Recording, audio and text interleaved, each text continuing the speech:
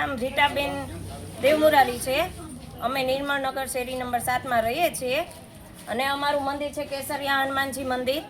પણ અવારનવાર અમારે દેવી પૂજકનો બહુ જ ત્રાસ છે।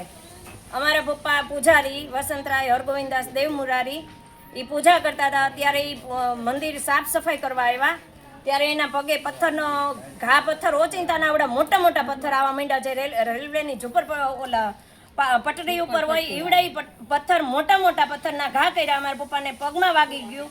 તો આ બધી જવાબદારી કોણ લેશે? અવારનવાર ઝુંપડપટ્ટીમાંથી એનો ત્રાસ રહેશે દેવી પૂજકનો।